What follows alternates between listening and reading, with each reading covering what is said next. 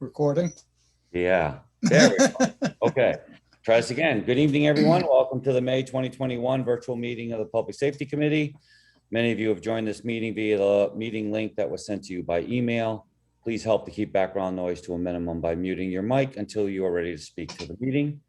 As a participant, if you would like to speak during any part of the meeting, you can click on raise hand next to your name and the reactions icon.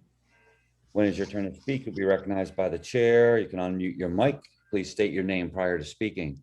Please indicate when you are done speaking and chairman will move on to the next person. During the department reports, the chair will call on each department one at a time. As a member of the general public, you may have joined this meeting by calling in. Your microphone is muted upon joining the meeting.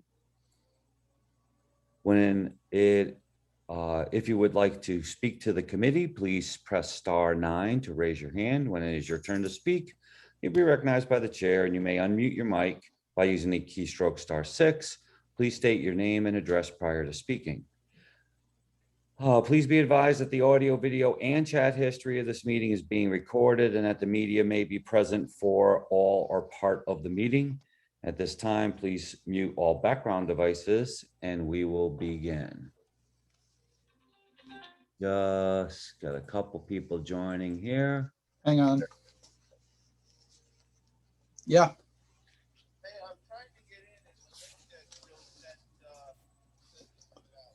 I don't know.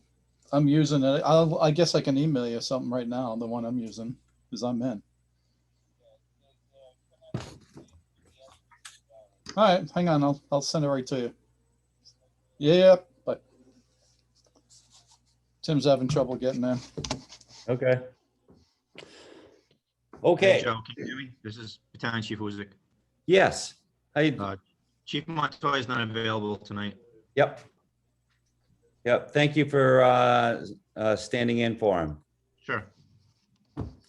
Okay, so call the meeting to order. We have a quorum present with Pro Tem Betancourt and the Chair Alderman DeLucia. Our next item is adoption of previous meeting minutes. The meeting minutes were sent out by the recording secretary. I briefly went through them. I'll entertain a motion to adopt the minutes as presented. I guess that's me. I'll make the motion. And seconded by the chair. Any discussion, additions, deletions, corrections? Negative. I didn't see any either. Okay, so all those in favor of adopting the minutes as presented? Aye. And the chair votes aye, unanimously carried. Thank you very much. Next item, citizen comment. Again, if you'd like to make a comment, please state your name and address prior to speaking. Is there anyone that would like to make a citizen's comment to the committee tonight? This is Brian February. Yellow. Hello. Yes, Brian, I just had to mute one of the participants. Okay, very good. Brian Kobelar, 16 Hobart Avenue. A couple of different topics that I'd like to bring up briefly. One of them, I'm hoping that the chief of police is there tonight so that he'll be able to address this during the meeting. There's been some concern being brought up about the use of ATVs within the city, and particularly up in Mohegan Park. So the question is twofold. One, has the state of Connecticut come up with any enforcement that the local police departments would be able to do? And second, if not, is there a way of restricting or banning their use in Mohegan Park and having signage to state as saying that being city property? And then moving on to the other topics, they deal in particular with NPU at the moment. Due to the recent highlighted news reports that we've seen with the ransomware event that took place with the Columbia Pipeline, I know that we have taken some steps in the past for cybersecurity here in the city. And I'm wondering if we are able to say how prepared we are for something like that potentially happening here. Is NPU doing stress tests? Do they have an air gap system potentially set up so that this way they could dislodge themselves from their primary computer system if that got hacked in order to maintain the services so we don't end up with public safety issue in that case? I do have one slightly off-topic thing for NPU. Would I be able to bring that up? Yes, go ahead. Very, very slightly off-topic. It deals with the recent passing by the City Council of the master plan for for properties over 100 acres. I remember during the discussion that evening that the mayor ended up saying specifically that there would be no power generation and that NPU does not at this time do any power generation. Then I saw in the newspaper, was it 2 days ago, with the tour up there, NPU had pointed out that there were several sites within there that they would look at setting up solar panels. So I'm wondering if they could address a disconnect. If that's better taken care of outside of this meeting, I fully understand. And that's all I have to say tonight. I would say on that last point that is a more conversation for the general manager. The general manager. So I would suggest that you contact him directly and have that conversation. I don't know that the members of this committee from NPU would be fair to ask them to address the Business Park North. Fully understandable. Thank you, Joe. Okay, thank you, Brian. Is there any other public comment for the committee tonight? Mr. Mayor. Good evening. How are you, Mr. Chairman and members? Thank you. The Brian, my reference was to anything that was utilizing a fossil fuel. Actually, NPU does generate power through hydro. The solar being another different type of opportunity, clean, if you will, not using fossil fuels and stuff like that, because there was a concern expressed on Lawler Lane about that potential of utilizing the generation of either oil, gas, diesel, whatever, and that isn't contemplated to my knowledge. The solar is, so that's simply to complement utilizing that technology to offset some of the cost of operations for any business that would locate there. But, and again, NPU does generate through hydro. You know, I forgot that when I made that statement. So clarifying that, but just to refer to Brian's comments. Yes, thank you for that clarification. Is there anyone else that would like to make a public comment to the committee tonight?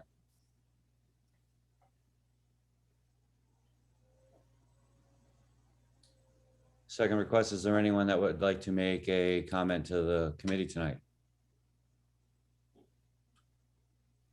Don't mind me if I'm a little distracted, just managing the waiting room. Third and final time, is there anyone that would like to make a comment to the committee tonight?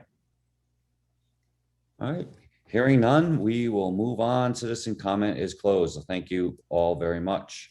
Item number 4 on our agenda, unfinished business, as we've done every month for the last 14 months. COVID-19 update. I'll turn it over to the city manager to get us started off. Thank you, Joe. We finally went below the red zone this week, so our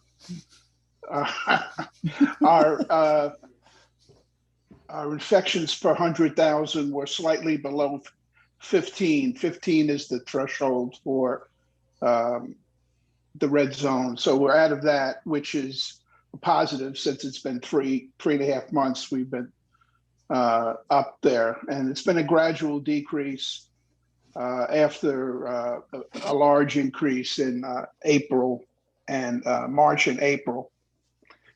So that's a very positive thing. we're still planning on opening City Hall now we're going to do it on Monday rather than do it midweek. So we're going to do it on May 24th, which is Monday. We're expecting some guidance from the governor's office on executive orders. The House and Senate have passed a bill to extend the powers of the governor on executive orders. So he would be able to adjust the executive orders to suit the terms of what exists now. Particularly waiting for how they're going to treat hybrid meetings versus in-person meetings, and that will shape our responses and our organization for the meetings. My feeling is that it'll probably be hybrid, so you'll be able to do either. I'm hoping that it's not compulsory that we do both. That would be going backwards for us since we don't do both in council chambers and whatnot. So that's a possibility, but we'll see what happens next week on that. We received our guidance from the Treasury Department on the ARP plan, American Recovery Plan, and it's not as specific as I was hoping it would be. I think there's still a lot of work to do before staff can make recommendations on projects or programs that the city expend money on. Our one thing that is clear, we should be getting the first installment sometime next week already. So they are pumping the money into the local jurisdictions very rapidly. Other than giving them your tax ID number and other things, banking arrangements, basically that's what Treasury needs to transfer the money in. So we should be getting half of 21 million sometime next week. There's no mention of not able to investing the money, so we'll take the 21 and we'll try to generate some income for some ancillary administrative projects if we can with that. We will be setting up a committee, and ultimately, although it's not mandatory, we'll be coming back to the city council for ratification of any project program expenditure that we recommend to the council.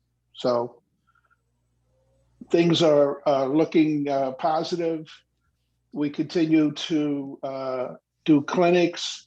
We have a fairly unique clinic. We're doing one that's at the Transportation Center on Wednesdays and Thursdays for the whole month of May. This targets a clientele that obviously only has bus transportation, or they wouldn't be at the Transportation Center, and they can get a vaccination right at the Transportation Center while they're waiting for the bus. And it's been slow but steady the first week that we did it. So we think that's a good way to link the vaccinations with people that don't have transportation, and it's worked out pretty well. The schools will be starting vaccinations for the 12 to 16-year-olds in the next few days. That, as you probably know, the final approval for utilizing the vaccine at 12 to 16 has been approved, and it's being almost instantly ongoing on that. So with that, I'll answer any questions you have, and thank you. Thank you, John. I'm sure that the Recovery Act money will be part of your report to the council at our next meeting. So you'll probably hear me ask this again, but so council members have, let's say, ideas for projects that we might be able to initiate with this money. We should just email you directly and say, I have this Yeah. idea, can we possibly look at it? Yeah, I will mention that on Monday to make sure that council certainly in the pipeline.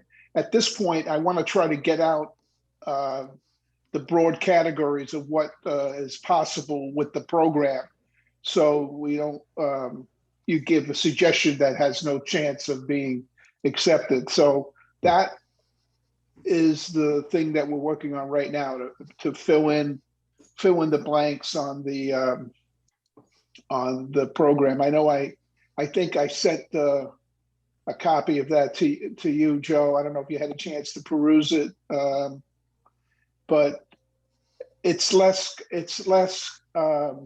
detailed oriented than I thought it would be.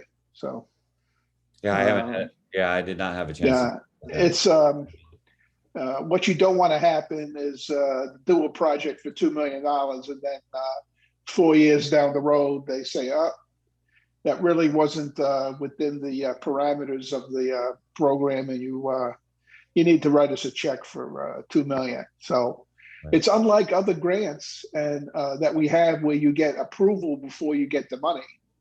Here you get the money first, then you spend it, and then you're hoping that you're within the parameters. So I'm a little uncomfortable with that, and I want to kind of really hone down on that before we get out and start,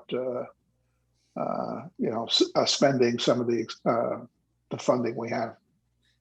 Right, I would agree that to be a little bit more conservative and stay within what we anticipate the parameters would be, because otherwise you're putting those projects or actually you're putting the money at risk, right? So yeah, one good piece of news is that if you've encumbered funds for a project that's longer term, like a capital item, you can go beyond the 2 years. So if you got something done next June, you could still get it done in the following year if the money was encumbered. So that's good. That alleviates some of my concern that everything would have to be done within the 2-year window. So this gives you more time. right, be more deliberate about it. I like that as well. Right. My only other question is, what's your vision for the members of this committee that is going to be convened? Well, it'll be key department heads, and I'm also going to invite some nonprofits to the committee to be part of that, representing the various elements. There's a heavy social service element to the funding. That's why they probably call it the recovery. There's still a lot of gaps in our social service net for people that are still recovering from the effects. And I don't mean so much the physical effects of the coronavirus, but obviously the financial effects of it. So Leanne, even though she's retiring, I've asked her to stay on in the capacity to manage the social service aspects of the program, and that'll be substantial. And I'm very glad that she's accepted that. So she'll be doing that. John, if I could get a question in. Is it going to be possible under the usage of these funds to allocate additional resources to rent rebates and utilities payments? Yes. Okay. Yeah, that one I'm sure of. That direct aid is it within the parameters of the Yeah, law. because I was just thinking, I mean, some landlords and stuff have gone without payment for a long time, besides the eviction issues. You know, some of them are pretty strapped too, so I got, Yeah, that's pretty clear that that's a component of the program. okay, thank you. And again, I thought that well, I know that we'll end up discussing this on the floor of the council, but and again, I don't want to exceed the purview of this committee, but I also wonder, just thinking about this out loud, you know, if you know, we're looking at the economic impacts to the city, that the mayor should be on that committee, the pro tem should be on that committee, somebody from the chamber should be on that committee, you know. I mean, you know, obviously we don't want it to be a 20-person committee, but well, maybe we do, but you know, I know that sometimes committees get too large, but just that all of the possible stakeholders have some voice or a method to have a voice would just Yeah, be, I would ask you to consider, that's all. yeah, I don't disagree with that. The key is to try to get the right mix, Joe, and not make it too cumbersome, because there's not a lot of time to allocate, even though you have the capital items. And I would tell you, there's starting to be a line formed at my office, not physically, but electronically, that people already have acquired and things. So we'll try to be as inclusive as we can, and certainly we want to include key players in the process. So. Sure. Yep. Mark, anything else for the city manager on that? No, Okay. All right. Well, thank you very much for that, John. Peter was Oh, wanted to say something. Yeah, no, that Go ahead. matter. That's been talked enough tonight. John reminded me when he was talking about the vaccinations coming up. On Monday, the 17th and the 24th, Uncas Health will be running vaccination clinics at the food distribution site at 28 Stonington Road from 9:30 to 12.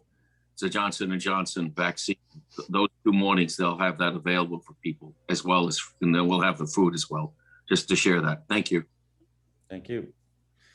Okay, so we have nothing else on our agenda under unfinished business. Moving on to item number 5, new business. And our first item is traffic control and enforcement. I'll keep the lead in brief. I've had multiple conversations with Chief Daly and also a meeting. I won't take the time to click and present this, but there was an article in the paper that was published on the 7th. Regency spate of serious motor vehicle accidents. We've been having conversations about traffic control, traffic enforcement.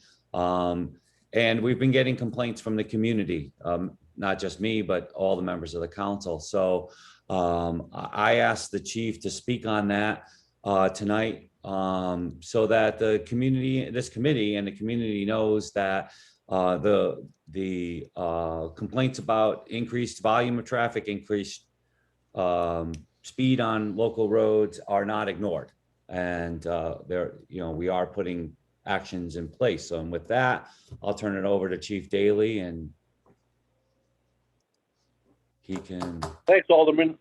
Just kind of fill the public in on what happens when you make a complaint. There's several mechanisms you can use for making a complaint. You can contact the police station, directly speak to the shift supervisor. You can speak to the captain or myself.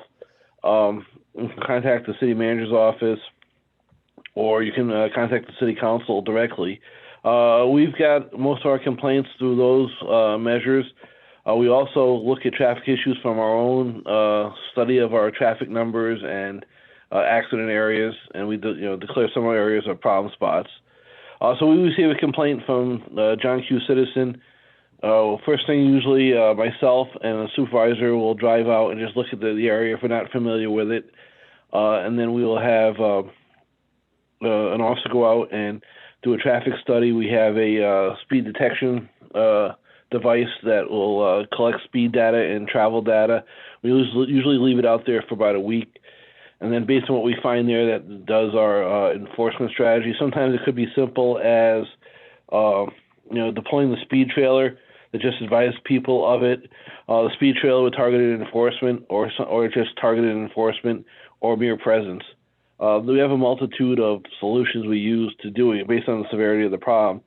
Let me try to circle back sometime in the next year just to follow up and see what's the results were. And again, our long-term problem areas, we have a list of roads that's maintained by the captain, and we assign officers to these roads at various times throughout the various shifts to try to address the problem.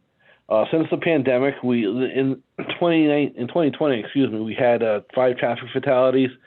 That was a major concern. Knock on wood, so far this year, we've had none, but we're just coming into nice weather. The pandemic did not help driving habits, and then the incidents arising from George Floyd, and also put the officers back on their heels when it comes to proactive enforcement because of public perception. So we're battling with that, but we've already resumed our motor vehicle enforcement campaign close to the first of the year, and we're on streets daily. But sometimes our results sometimes are very good and sometimes they're not. Our distracted driving is a tremendous problem on Norwich roads, especially on Route 82. We often qualify for grants from the state that come from the federal DOT to do distracted driving and DUI enforcement. So we use that money into those targeted areas where we can do the most good. So that's where we kind of stand with things. Brian Kobolars had a question about, I'll just get it while I remember it because I don't want to leave him hanging.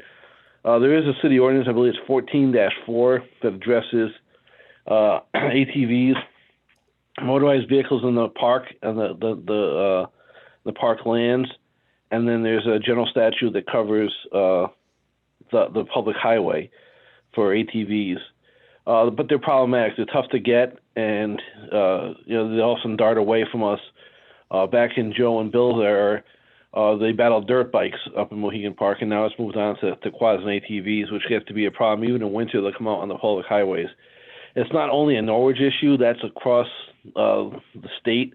If you guys watch the news a lot or read your current or registers, you'll see that New Haven and Hartford have had ATV roundups where they actually track people down if they are able to stop these vehicles. They have new city ordinances which allows them to seize the vehicles. I think Hartford is the one who actually had a large, very publicized destruction of them.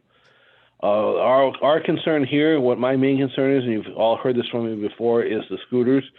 They don't follow the rules of the road.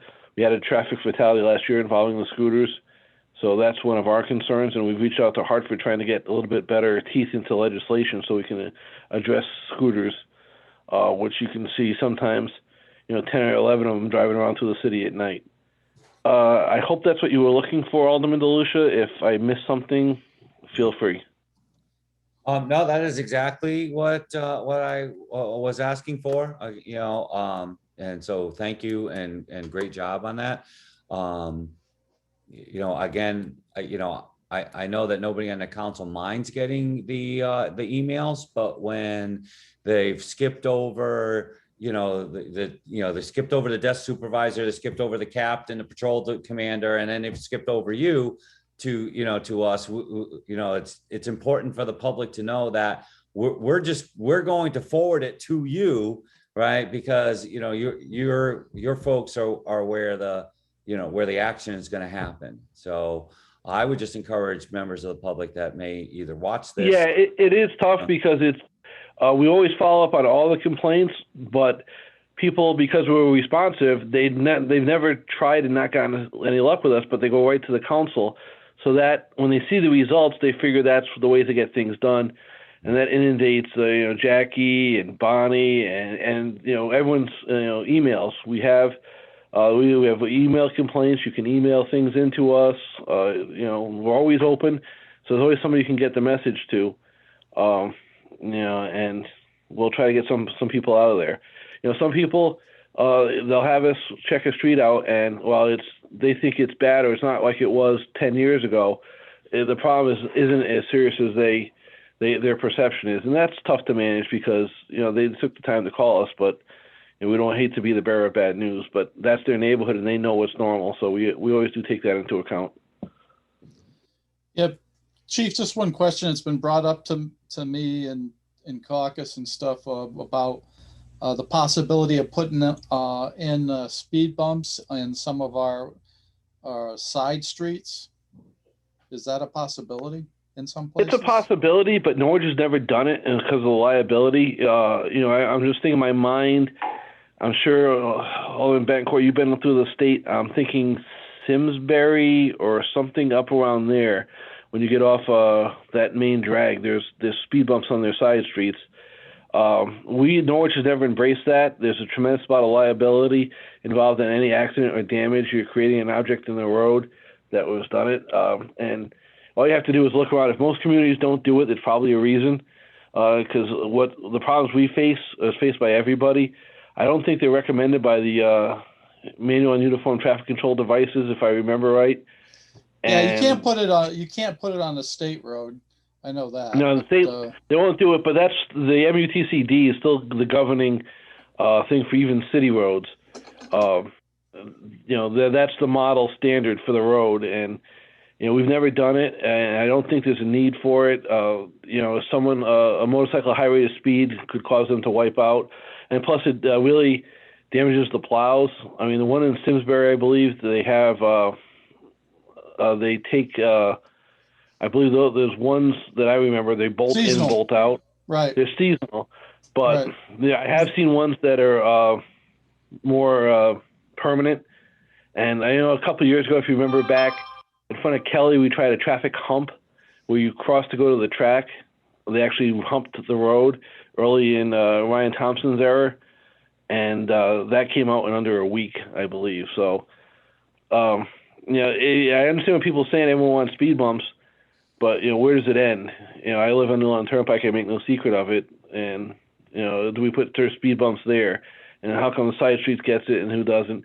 I think it's a path, a slippery slope I don't think we want to go down. So there's other traffic calming devices, they call them, bump outs, lane markings, paint, signage. Some of the problem areas we've had over the years on corners have been addressed by the chevrons, the really loud, aggressive chevron signs that slow people down. The bump outs that you see throughout downtown, those are traffic calming devices.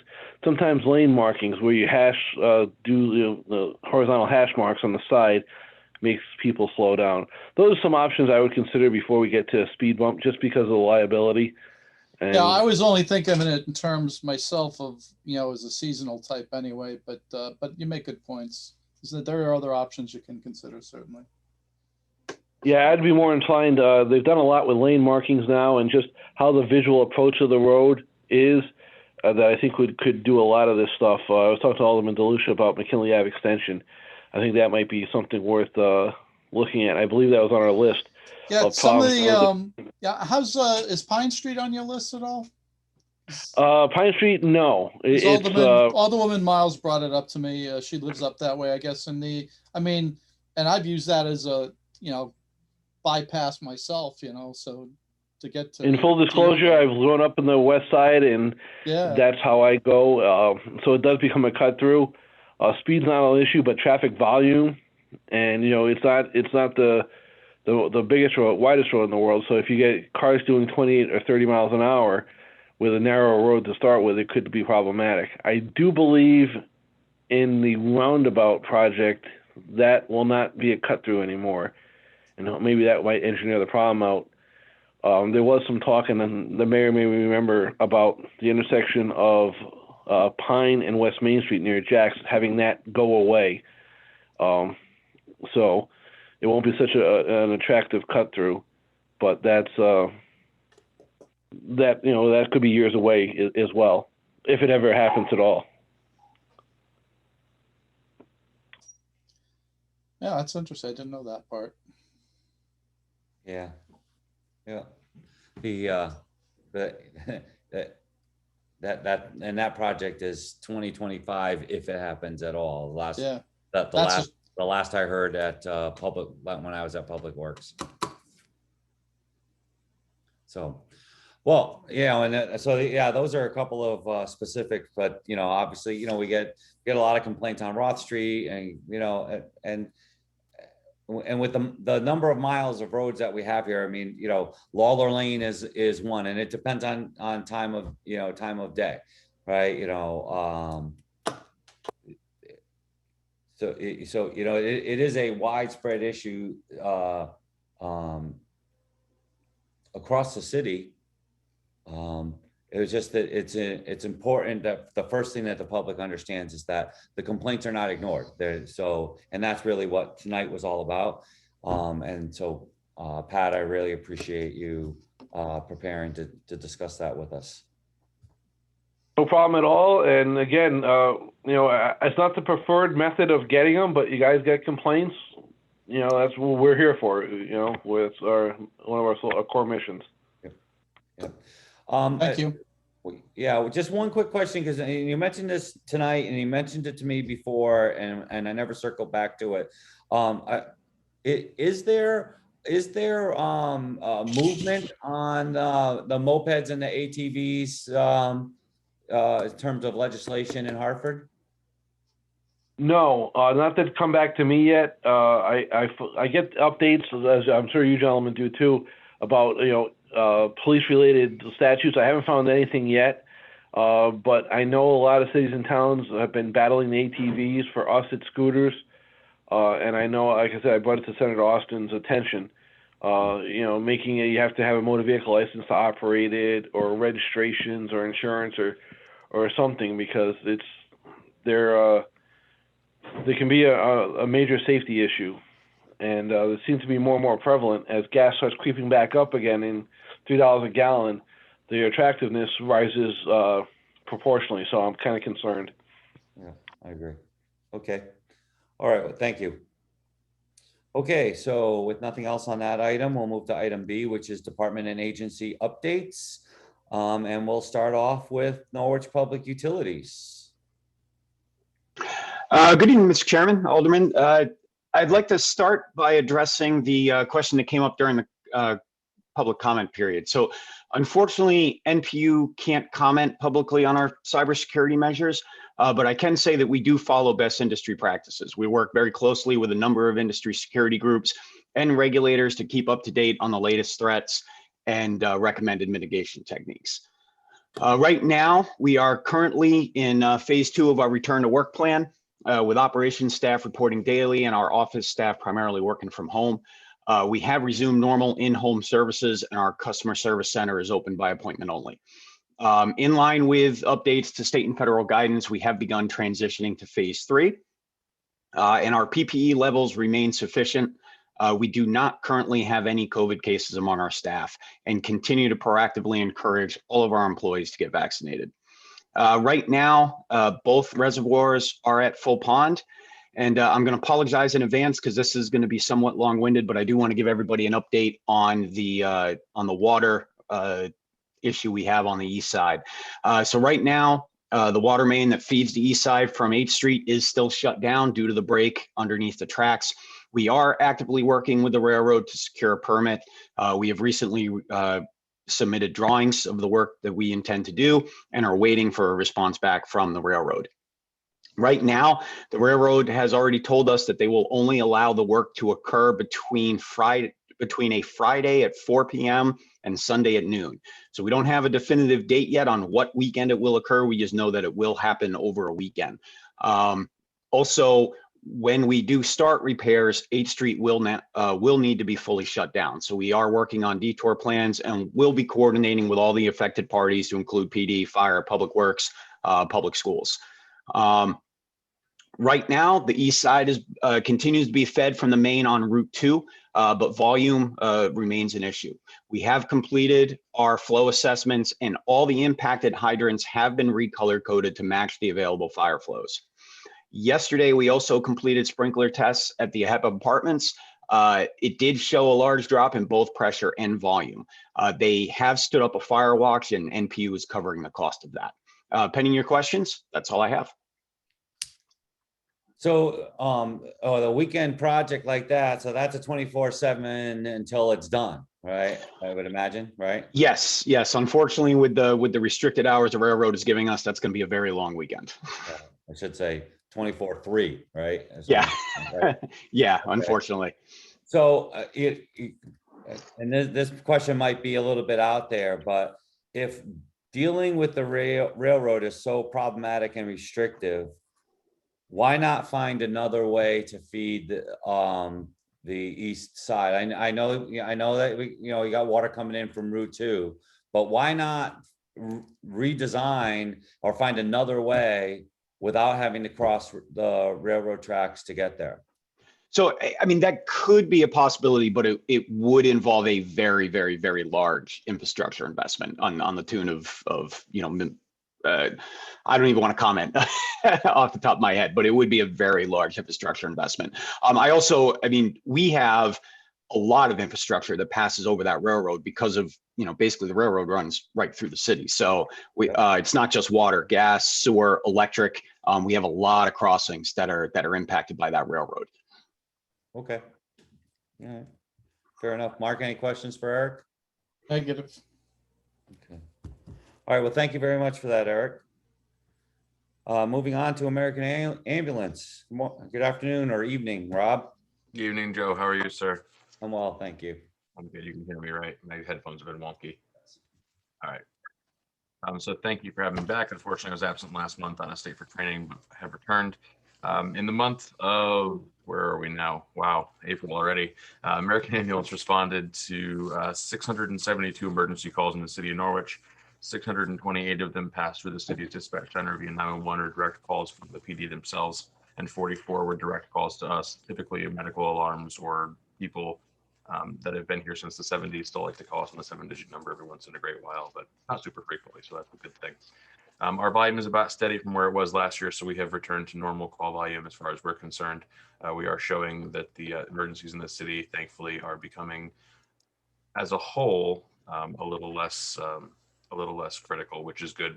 During COVID, we had seen that there was a decrease in call volume and an uptick in criticality, so that's sort of normalized at this point, which is good for the citizens of the city. Emergencies happen, but as a whole, things are returning to normal. We currently have no staff out on COVID-related precautions. We are approaching or exceeding 90% of our staff who have been fully vaccinated at this point, and our PPE stores remain sufficient for the time being. I would like to bring to the council's attention that next week is National EMS Week. So if you happen to see any of my staff out and about, or any of the city fire departments or police departments out rendering medical assistance, please thank them for that. It has been a rough year for everybody. So I'm sure that a kind word would be appreciated. Pending your questions, sir, I have nothing further for you. I don't have any questions for you, Rob. Mark?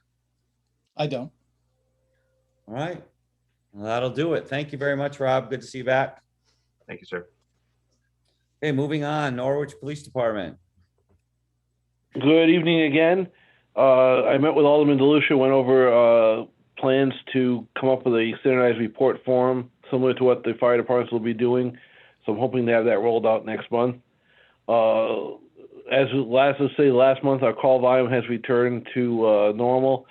I do want to take a second to thank our partners at American Ambulance and Norwich Fire Department for their assistance at the tragedy on McKinley Ave the other night. There you go. Everybody performed admirably, made the city proud, but I don't think there's a person who would trade that in just not to have to have gone at all. So thanks to everybody involved.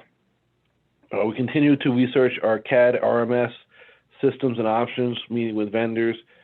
The fire departments expect to be brought in probably next week to start filling things out and getting some presentations. That email should either be out or coming out shortly. This month we had a fishing with a cop event done by a community policing unit up in Mohegan Park.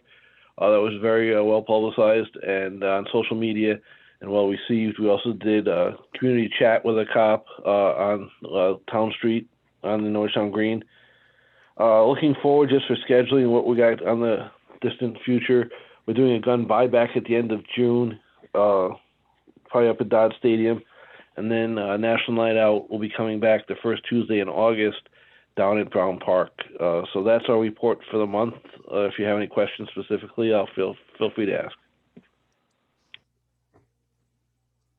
I don't have any questions. I would just say to Pro Tem Betancourt, and I will also get to send an email to Alderman Nash that if there's any specific statistic that you would like to see included in the chief's monthly report that he's going to submit, feel free, just let him know, and he will make that happen. Yeah, I just think I'd just take a look at a draft first and see if that covers what I'm interested in. From my point of view. You know. Perfect. Not a problem. As soon as we get the form created, we'll send it out, and you can add, delete, or whatever you want to know. We'll add it in. Roger that. I'm not, I'm sure if you cover the majors, I think you would. So. And I would be remiss. I just want to take a second and thank all the city officials, mayor, city manager, all the aldermen who reached out to us to check on the well-being of our mental health of our officers after the call. It was appreciated, and I want to thank everybody for the support we got and are still getting. So, forgot to say that. Thank you. Oh, yeah, I'm sure that was a rough one, and it still is. Okay, so thank you for that, Chief. Moving on, Chief Wusick is standing in for Chief Montoya tonight. We'll start with emergency management report, Chief. Yep. Hi, everyone. Been a few months since I talked to you all. So what some of the things emergency management's working on is we've made arrangements with Uncas Health District to help them store some of their supplies of PPE because they're just overwhelmed at their facility. So that's on McKinley Ave. We're working on some quotes for upgrades at headquarters for the secondary EOC. That was a grant we received last year. Let's see, what else did he write down? The FEMA mobile vaccine unit conducted a 2-day clinic at St. Mary's Church. They will be returning on the 26th and 27th for the second dose. And we've been collecting Red Cross shelter kits that need to be upgraded and maintained. And once we get them all, Red Cross will pick them up and send them out for service. That's it for emergency management. Okay, thank you very much. Questions, Mark? None. None from me either. Thank you on that one, Chief. And as we move down to fire department reports, first I would like to thank all the chiefs for the reports that you submitted. I downloaded them, shared them with the 2 other members of the committee and with the recording secretary. They'll be included in the minutes. I appreciate that very much. So in your reports, remember that what we're focusing on in the verbal report is just highlights of what's going on, any challenges that you might be facing, any upcoming events that you might have. You heard the police chief talk about National Night Out and stuff like that. Those kinds of things I'd love to get on to the record. And I also wonder, so before we start them off, I'm wondering if you're keeping data on the percent of members that are vaccinated for the COVID virus. And with that, we'll start with Norwich Fire. Okay, I'm just going to read off what he basically said here. Significant responses. He states that the fire marshals are busy with a number of brush fires that caused property damage. We also had a house fire, 175 Elizabeth Street. Critical needs, obviously you guys know this, replacement of Squad A. And we've also been working on radio survey with the volunteer departments using emergency management radios, which are 800 megahertz that work off the same tower as the police department. So we've been doing different tests throughout the city. Staffing, we promoted a Lieutenant Adam Griffin. We've also hired a new Director of Training and Safety, Mark Waters. He was a battalion chief in London. They were both sworn in on April 26th. And Director of Training and Safety Waters was also appointed as our Deputy Emergency Management Director. We have 2 recruits in the Fire Academy at this time, and they'll be done in 2 weeks, May 26th. Facilities, both stations are still closed to the public. For training, we are currently in the process of vehicle rescue training for all 4 platoons. That was the AFG that we received from the federal government. They're paying for that. And we have a confined space rescue technician course coming up in June. That is funded through the IFF. With the COVID, basically we have nobody out and our PPE is sufficient. That's all I have unless you have some questions. And at this point, everyone is vaccinated, correct? I don't have those numbers. I know that we're not 100%. I'm not sure what the percentage is. Okay, I don't expect you guys to have the percentages because I just mentioned it, but I just wonder if you are tracking. That is really my only question. Yes, I know that he tracks it. Yes. Okay. All right. Thank you. And so first, let me just say congratulations on the recent promotions. And Mark Waters is actually in on our meeting tonight. So welcome to you, Mark. Welcome aboard. Welcome to the team, and we're happy to have you. Thank you very much. Happy to be here. Mark, anything for Chief Osick? Negative. Okay, thank you very much. All right, moving on to Taftville, Chief Jenks.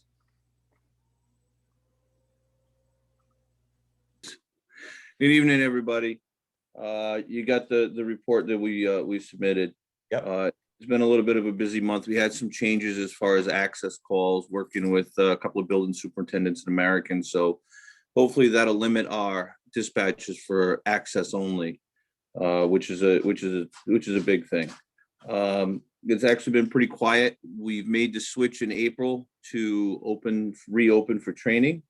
It's been very well attended between that and the online training program that we've set up.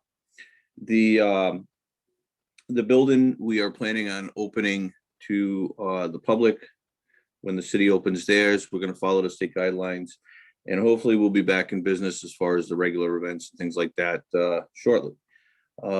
Critical needs, we're working on a few projects here. We're going to be installing a new floor to save the city some money. We're going to be doing the labor, but other than that, things are pretty quiet, and that's just the way we like it.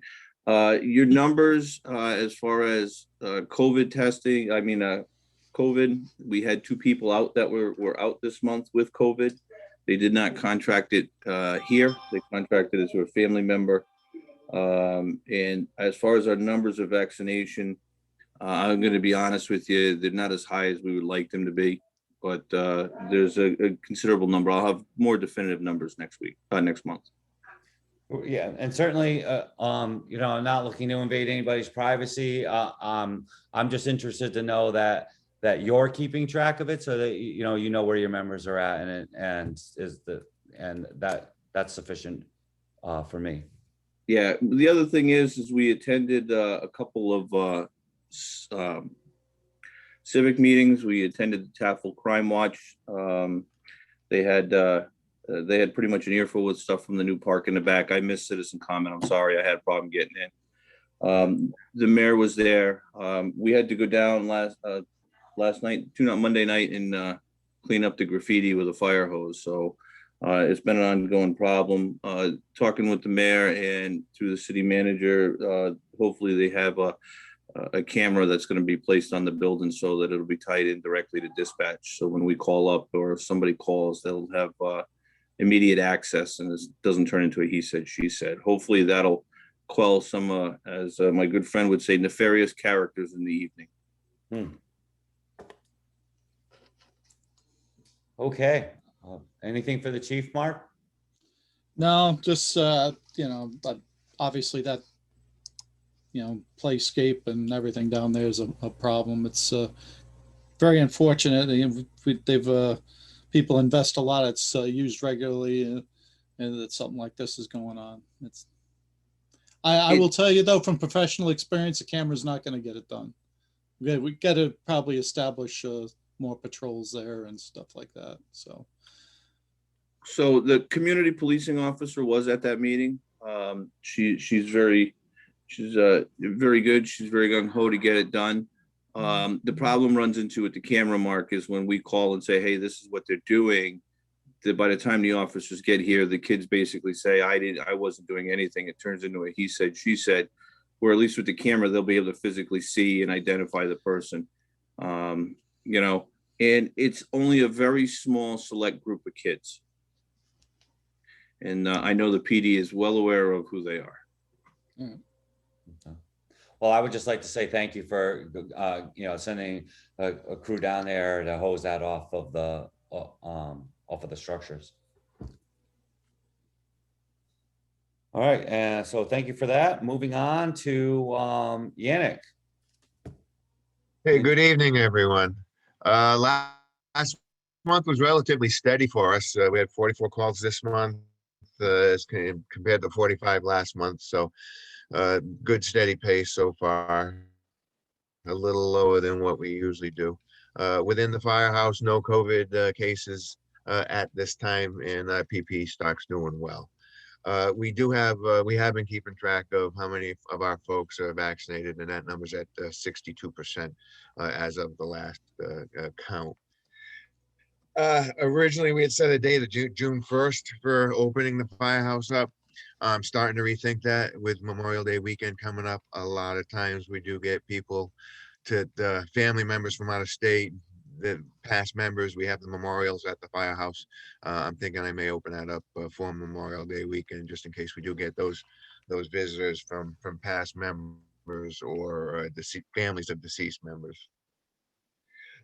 Within the firehouse, again, our physicals are ongoing, so our memberships getting their annual physicals completed as well. I think because not much has happened in the last year, everyone's starving for training, so our daytime as well as evening trainings that are taking place have been really well attended. We do have our RIT team will be training with some of our mutual aid partners this weekend that have outside the city boundaries. They've got some new equipment, so we have to learn that equipment to meet our obligations with them. We are planning out this late September, early October, doing our live burn at the Eastern Connecticut Fire School, and where our online training is ongoing. We're focusing on trying to meet our OSHA obligations that have kind of wavered over the last year or so. So we'll be getting that list of the membership and having them start up and try to catch up on that. Fireworks permits have been signed. So as most of you know, the Dodge Stadium, we've had a ball club for a short season this year. So we have 8 firework events, mostly on Friday nights, and I believe 4th of July weekend and 1 on Memorial Day evening as well. So we'll be up there doing, working hand in hand with the fire marshal's office and providing site safety up there. We're about 95% completed with our with the 800 radio testing. There's 1 or 2 buildings I really want to get into. We spent a good hour and a half or so the other day at Bacchus Hospital. We did some testing, and there are throughout our area it worked well. Bacchus Hospital, there are a few areas that are iffy, and then the last place I really want to get into is I want to get into that freezer at US Foods and see how the signal projects out of the freezer. And it may sound foolish, but we do go there for broken sprinkler pipes and different things. Forklift hits it, and we end up going in there as well. My rescue captain, who was in attendance, who is in attendance. We shared a list of our rescue equipment with Chief Montoya for vehicle extrication and heavy rescue. They're generating a list, they believe, of equipment citywide, and we've shared all the stuff we have on our rescue with them folks. And we have a current member that is currently received as EMT, so we can add an EMT to the list. And lastly, ENFRs. We've been doing the ENFRs all along since January 1st. Things are going well within the station. Again, our administrator, it seems our reports are not getting to the state. So our administrator is working on trying to make sure that those reports get to where they're supposed to be. And he's working on the programming or whatever he has to right now. And that's it for Yannick. That all sounds great, Chief. Thank you. Mark, anything for Chief? No, I was just, I was interested in what the issue is with the reports, though. But, because that's been a problem for a long time. I think Tim has something to add to that. Go ahead, Tim. So normally it was 3 clicks of the button for emergency reporting and it went directly to the state fire marshal's office. They changed that as of January 1st, and it's just a different way. You have to download a certain file, send it as a zip file. It's a little confusing, but it is we ran into a problem with January's. We got it all straightened out. It goes directly to the USFA, and then they do a quick check of it and they kick it back if there's any errors for you to correct. So it's only been going on since January. Most of the people attended the class that DJ put on from the state. I know Deputy Chief Eggert had reached out to him about possibly doing a class to help with the standardized reporting, but that's all it is. Once everybody gets up, it's really easy to do. I'm pretty computer illiterate and I figured it out. So it shouldn't be, Mark, we haven't had a problem since we've been on it. It's something that they changed, just the way they're doing it. All right. I just, because this off and on is over the years has, been an issue, and I'd like to, get this thing resolved for everybody so that, because, as you know, part of the problem, is getting good data. Yeah. And if we don't have good data, then we are 100% we are 100% compliant in meeting and doing all of our reports as well as training reports within the MFIS program. So I will say that it's just getting that information to the state that seems to be our hiccup at this point. All right. All right. Thank you for that, Chief. I knew there was one quick thing. So Tafel and Yannick though can get together. So it sounds like Tim figured it out, right? So we could have a little bit of cross communication, right? Just to kind of absolutely, we can get it done. All right, that'd be great. Thank you very much. Moving on to Occam. Scott, good to see you. Hey, good evening. So all of our data was sent off, like we said. Responses. So that brings us to a total of 46 for the year through the months of April. The last couple of months had been rather slow for us, but ever since the dispatch protocol went back to normal, we're seeing a rebound coming back up to normal for us. Critical needs, we're still looking at engine 41. Radio survey. So just like the other departments, we did our radio survey the weekend after the last public safety meeting. We had very, very good results throughout our district. The only spot that we had any problem with was the Norwich Town Kennels.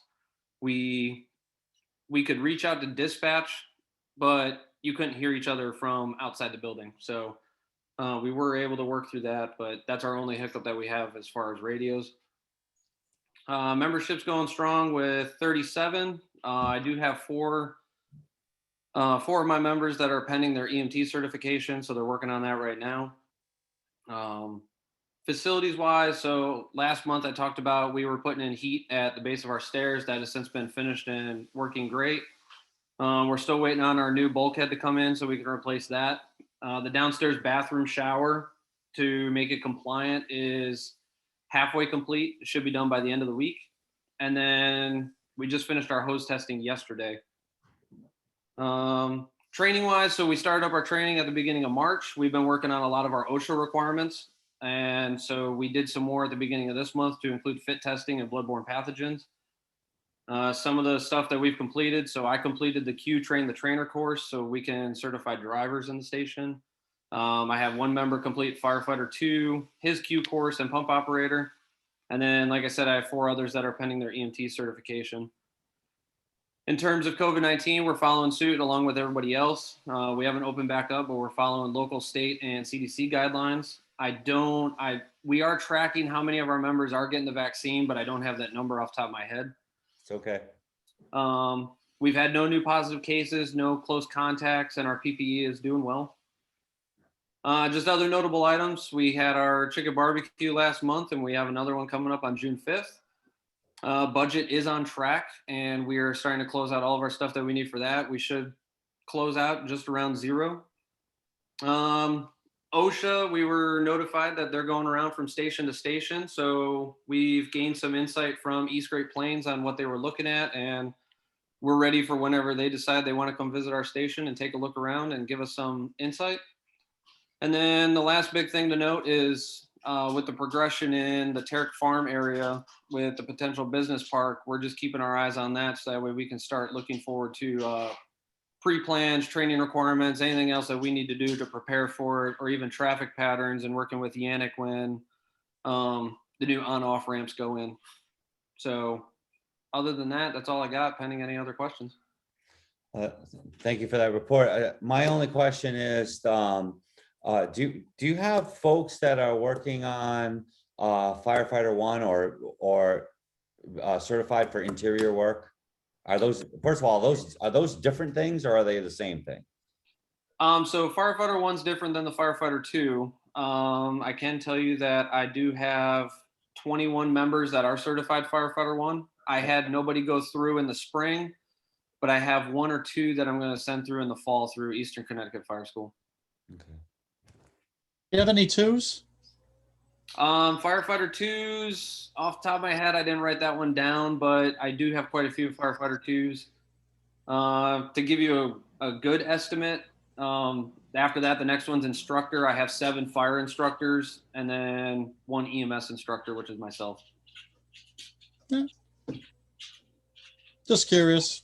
I'm more concerned with the ones, but yeah, we do. Like I said, we do have 21 of the firefighter ones. So I do have 21 interior members out of 37 right now. Good. All right. Terrific. Thank you for that report. No problem. Well, moving on, EGP. Good evening, everybody. How are we? We're great. Keith, how are you? Living another day or the dream, as we say. Yeah, somebody else's dream, though. Yeah. So got my reports. Last month was a busy month for us. We did 80 runs. Our call uptick has been that's been going up and up, and some things need to be addressed. As far as I'm concerned, I'll be reaching out to Rob hopefully in the next week or so and addressing some issues that we've been having as well on EMS calls and such. Nothing of great urgency, anyways. Some basic stuff. We started our in-person trainings last month. Those are going well. Like all the other chiefs have said, the guys were aching, the membership were aching for training, so they're coming out to those.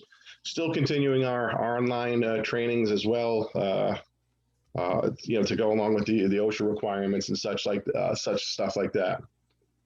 Critical needs is our engine 52 replacement.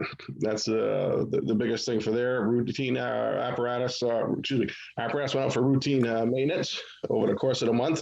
I don't think anything of too significance. A couple of members in firefighter one, I believe they're finishing up shortly. I believe because they're up at the fire school in Willimantic, so that's coming to particular class. I believe is coming to an end here shortly. This weekend, Milty, then they test out. Okay, there you go. So thank you, Bill. As well as the other departments, we've also been testing the radio system. We just did it the other day, and we've still got some more to do inside the buildings as we have some concerns of inside some of the buildings, as well as the other chiefs have said. And as Chief Ibris mentioned, the city fire department reached out to us. Chief Merchant and Chief Montoya reached out to us to get them a list of our stuff on our rescue truck as well, which we're still in the process of doing that. I've been a little behind on some things, got some personal stuff that's kind of been taking preference to everything for me, unfortunately. Our hall project's moving right along. We've had the asbestos abatement done. All the old electrical stuff has been ripped out, and we're ready to go. Matter of fact, the sheetrocker I was just informed is just a short time ago. Our sheetrocker is coming in tomorrow to hopefully put the place back together. Who's your sheetrocker, Keith? I was just gonna say, it's not the same guy. It's not the same guy that Bencor's been waiting on, is it?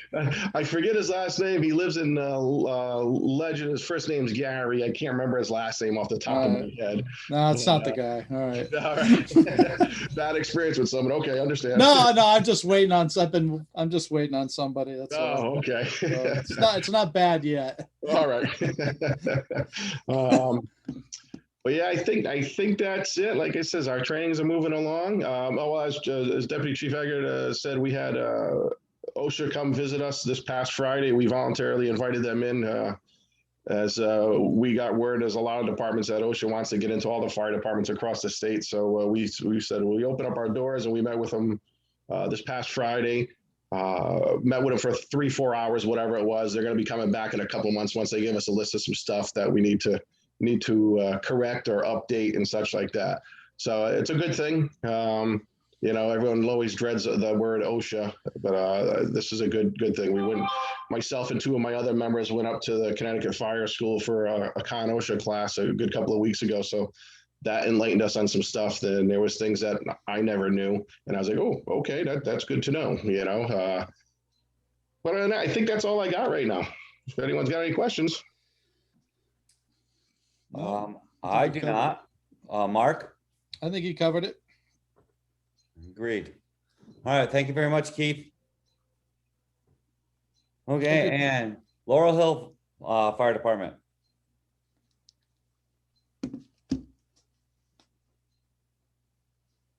Good evening, Joe. Can you hear me? Yes, I can, Aaron. Okay. So I'm going to make it brief. Since I'm the last one, I'll make it brief. Everything at the station's going well. The rock wall, retaining wall is ongoing. We're hopefully going to have that finished within the next couple of weeks. He's finishing up another job right now. I have to meet with him and the city engineer to finalize the plan for the other half, but that should be hopefully finishing relatively soon. It says it'll only take him a couple days to do. So that's good. We do have some upgrades to the hall that are ongoing, which hopefully that will be finished. I think we got some stuff being delivered within the next 2 weeks, and that'll finish most of that project up as well. Some concerns we have is our UTV is still currently out of service. They got a part in, and the part failed. It was not the right part, so they had to order a new one, which obviously took new time.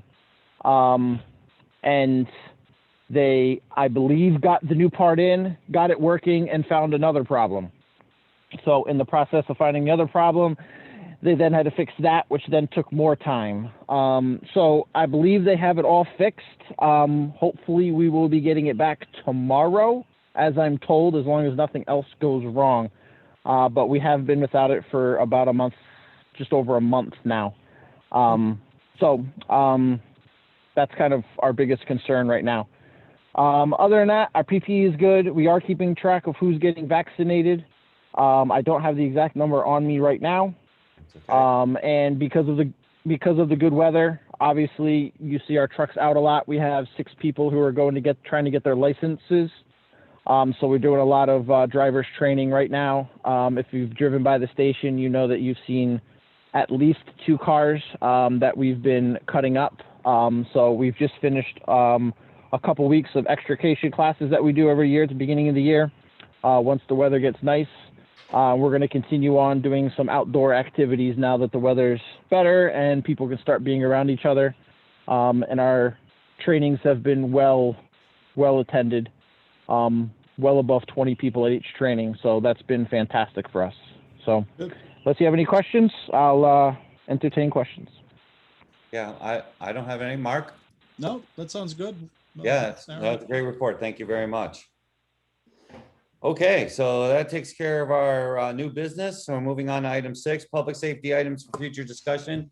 Anything that, and this doesn't have to be from Mark and Bill and I, the stakeholders, if you have items that you would like to see me put on the agenda, you don't have to pipe up now unless you want to. You can send me an email and ask me to put something on the agenda. I'll be happy to do it. And with that, I'll just say that our next meeting is scheduled for June 9th, 2021. Is that date correct? Let me just verify that. Yes. Yep. Yeah. Yep, June 9th, 2021. And the agenda says via Zoom unless otherwise located. Obviously, this is a week-to-week thing as stuff starts to open up. If we can move this into an in-person meeting, I will do that. Short of that, I'll entertain a motion to adjourn. So moved. And seconded by the chair. All those in favor of adjournment? Yes. And I vote yes, so unanimously, we are adjourned. Thank you all very much. Stay healthy and stay safe and have a great week. Take care, everyone. Have a good month. Have a good night, everyone.